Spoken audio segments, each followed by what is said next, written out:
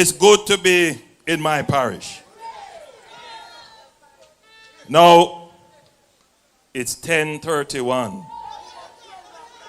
And I want the media who are here to survey the crowd with rain threatening.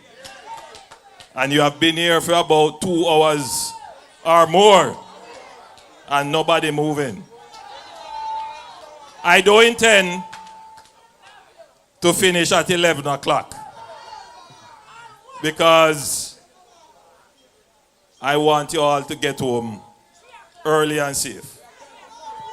So I have a few messages to give to you. First of all, allow me to commend the St. Elizabeth team. They have done a wonderful job. I have been on this point about representation. And representation is becoming a big issue in the elections to come.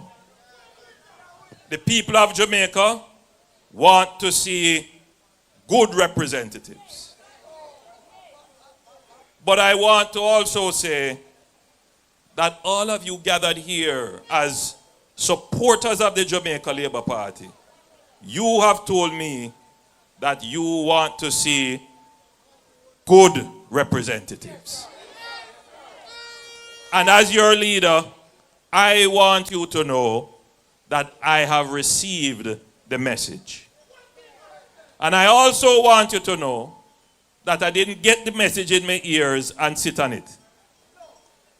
We get the message and we are acting on it. The Jamaica Labour Party has put in place a program where we have started to call in all our MPs that we have assessed. And we have said to them, you need to perform better in this area. You are doing good in this area. But here is where we think you need to come up with some new ideas.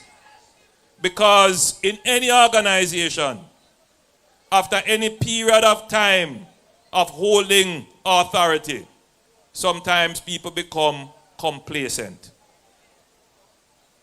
We have done too much. We have achieved so many things that previous administrations have never even dreamt of being able to do.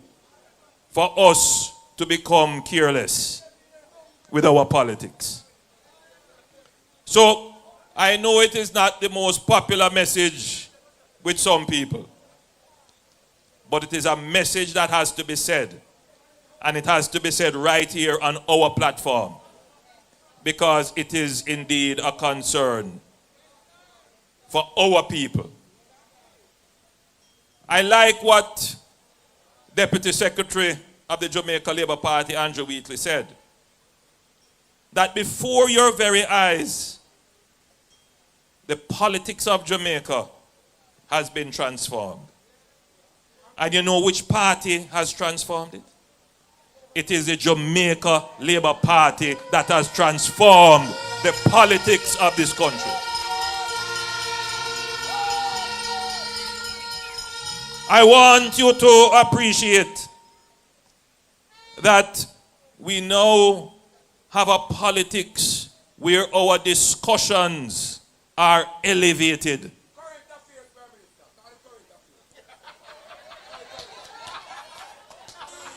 When you come to a Jamaica Labour Party meeting, we don't have to call nobody name on the other side. We don't even have to mention the other side. We don't even have an argument with nobody. We don't come on stage and spread lies and rumors. We don't believe in tearing down others to lift up ourselves. We have the substance on which we can get the support of the people. We have the performance to show. Hold on. And we don't need music to make the people them real again. Selector, the highest respect for you. But because me have the time constraint, me gone 5 minutes already. So we have carried the politics to a new level. where we campaign on our record. And a very strange thing is happening in our politics, where there are those who are trying to say, don't pay attention to the record of performance.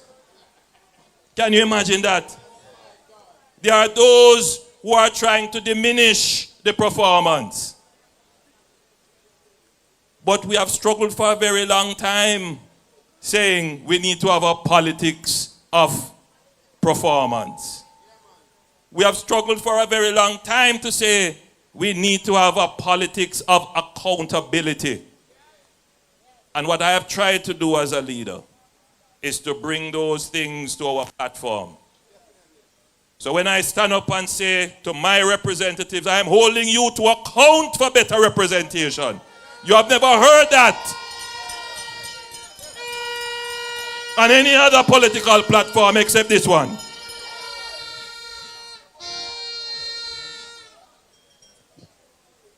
The chairman for this meeting, the master of the protocol and the ceremonies. Where is he? Councillor. Councillor Williams, stand up. I don't think you realize that he was the main speaker. Because at every interstitial, he stood up and was telling you all the achievements of the Jamaica Labour Party. So by the time he was finished, nobody has anything else to say. But that is what a Labour Party meeting is about now. It's about telling you all that we have achieved. And the challenge, of course, is that there's a psychology which we have to acknowledge. And that psychology is that negative sells.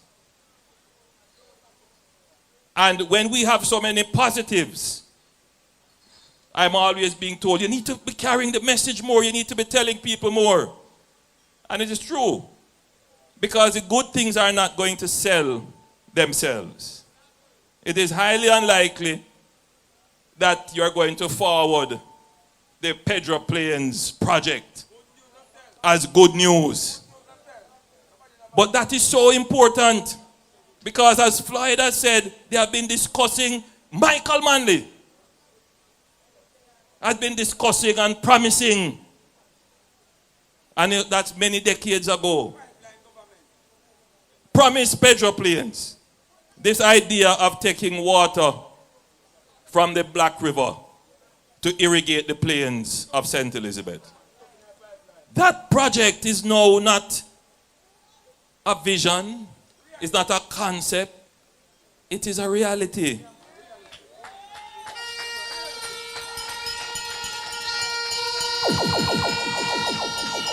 That project is going to transform so many lives. It is the basis on which we are going to create a stronger economy for this parish.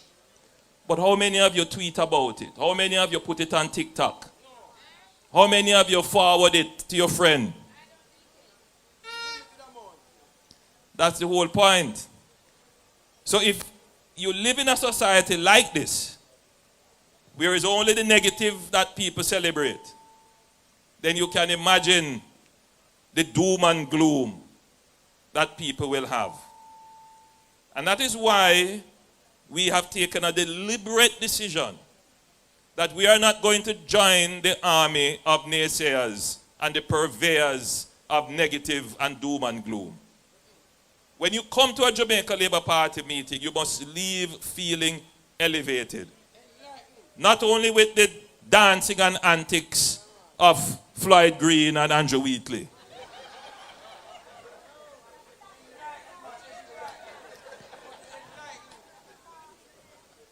And I don't mind being the girls and bubblegum.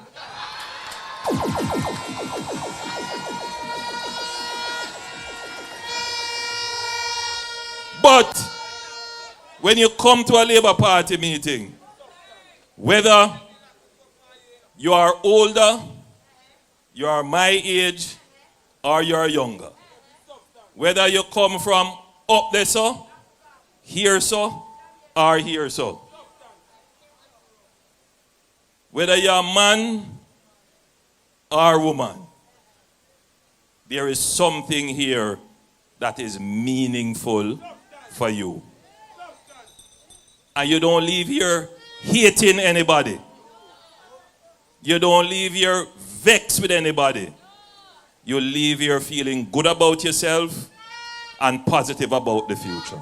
That is what the Jamaica Labour Party is about. We are the party of positive message, positive thinking, positive achievement. But we are also the party. We are also the party of action. Action. And what has happened to us as a country, and I like to say, I'm not going to think of it as something bad, but what has happened to us over the last 2 or 3 decades is that we have become tied down in bureaucracy. Everything that has to be done takes longer than it really should. It's frustrating. We have become a society where we don't trust ourselves. And so we have layered very thickly all kind of legislation, all kind of regulation, all kinds of steps. And you know what has happened? That has caused a great deal of frustration for the people. It takes long to get everything done in a Jamaica.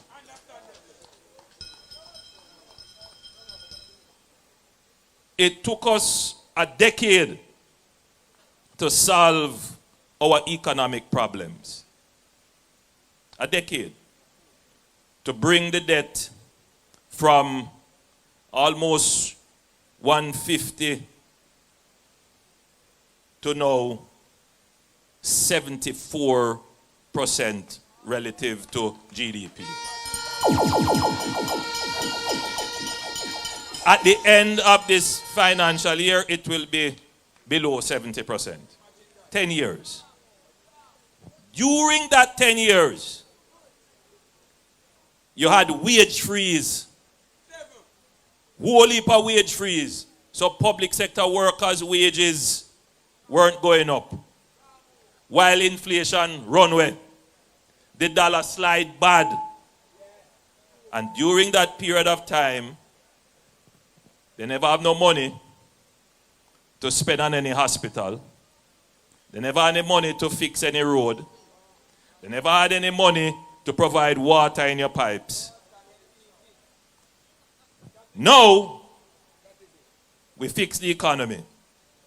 I am not here telling you say we have whole heap of money. But we are in a better position to plan for the things that you need.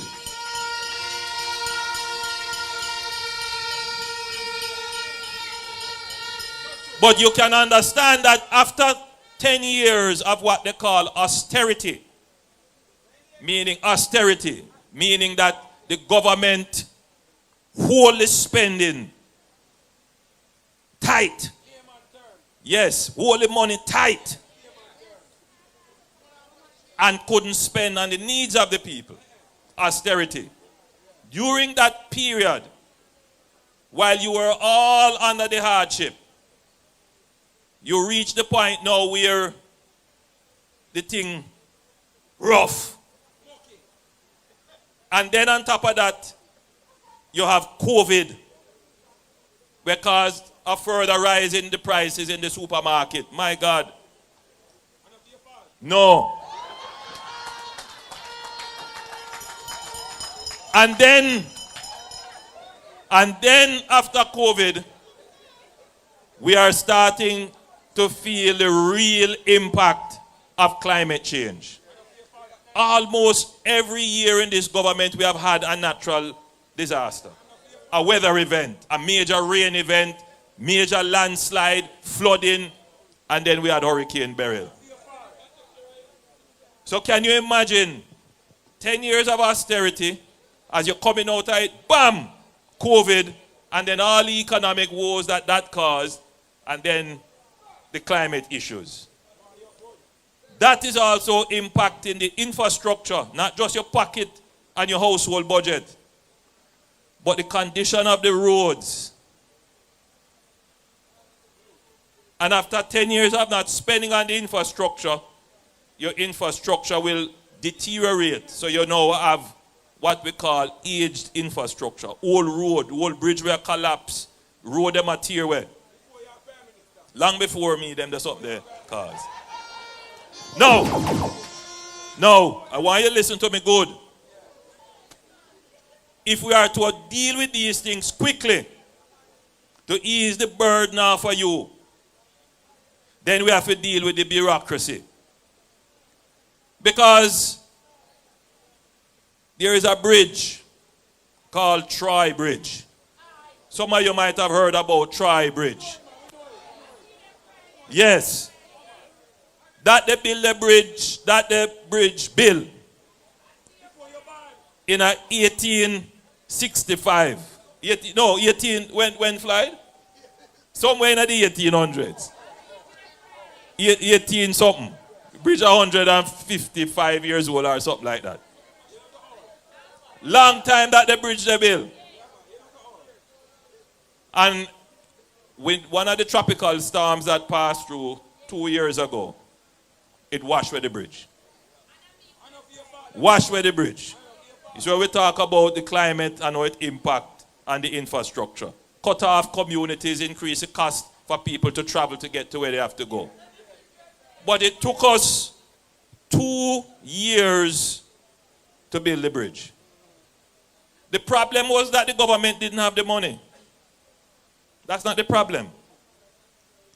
The problem is that we have put in place so many laws to ensure that whatever expenditure we do, there is transparency, accountability, and traceability and value for money. And we need to get all of these things done. But we need to be able to do them much more quickly. 2 years. And every month something come out, somebody accuss about the bridge. And no matter how I explain to them, that if it doesn't go through something called procurement, I want to see him when I go cost we and say we thief the money. Or we give it to a friend. And if we build the bridge and something go happen to it, I want to see him when I go cost and say it never designed properly. You see the problem where we have? So it was that we never have the money. We have to do the process. But the process takes too long. So what is it that we have to do now as Jamaicans? And as labor rights, you have to start to understand this because you have to start to carry that message. We are not going to be able to remove all the protections in legislation and regulation that we build. But the people who have the responsibility to carry those regulations and legislation and policy out, we have to move more quickly. Every Jamaican has to become more efficient in what we do. We have to become more productive in what we do. So if it is taking 2 weeks to sign off on something, every Jamaican needs to be able to say, my work, I need to be able to do it faster. Let me cut that in half. I'll do it in 1 week. Can you imagine if along that process, everybody take off 10 days off of what they were supposed to do? We would have built the bridge much faster. So what is the next phase of the work of this government? In the same way we fix the economy, this government is going to fix the bureaucracy to make sure that we can deliver the benefits from the economy faster to you. If we had fixed the bureaucracy, then the tri-bridge would have been delivered much faster. And that is our next challenge as a nation. Fixing our bureaucracy to make things move much faster. And it means benefits for you. The bureaucracy is not just in the government. It's to help you to get your banking transactions much faster. If you go and add up how much time you spend going into the bank to do a transaction, how long you stand up in the line, or how long it takes you to get to use an ATM machine. Those are some of the efficiencies that we need to build in our financial system so that you spend less time waiting and get service quickly. How many of you have to go and pick up your path check and the pension payment, and you go to the post office or wherever them pay the check and you have to wait in a long line, when that isn't necessary in today's world because you can get the money digitally? That's part of removing the bureaucracy. Some of you who have to go collect the pension check, every so many months you have to present what is called a proof of life certificate, where you have to go get that signed by a JP, you have to go wait at somebody's yard. I know it affects a lot of you here. You don't need to do that again, because we are going to change that process and remove that bureaucracy. It needs, my friend. Yes, current affairs. So, when I talk, some people say, Bossy, when you go up on platform, go talk all of them something, the people don't understand you. And I said, God help me, why is it that we believe that our Jamaicans don't appreciate and understand these things? I have confidence in my Jamaican people. I know I am talking that everybody can understand what I say. And if you don't understand, you're interested to go find out. Right? Because I respect you. They say, boy, Prime Minister not talk about economy, nobody don't understand that. The people of Jamaica understand that. They understand it. Because we never have no economy before. If the Americans can understand that it is about the economy, then we understand too. Everybody understand. And it's only one political party that has been able to fix the economy of Jamaica, and that is the Jamaica Labour Party. And there is only one political party that can make Jamaica more efficient and productive, and that is the Jamaica Labour Party.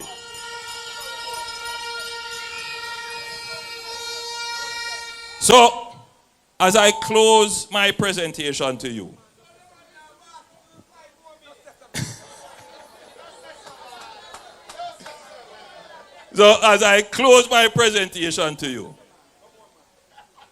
I urge all of you to become the agents, the ambassadors, the purveyors, the people who will spread the good news of the Jamaica Labour Party. You have to become apostles of the work of your party. Because there was a time when people never proud to say, I am a Labourite. Now I know that every Labourite is proud to say, I am a Labourite.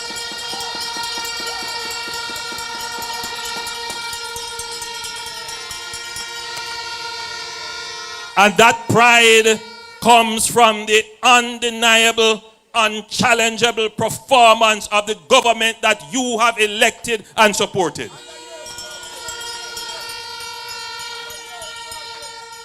But I know that Labourites are not fanatics.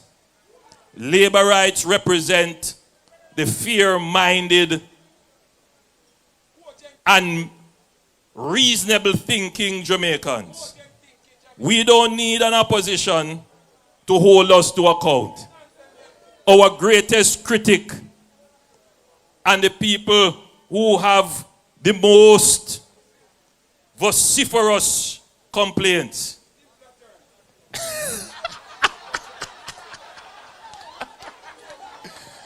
Make my point exactly. And the people who will loudly hold their party to account is our supporters.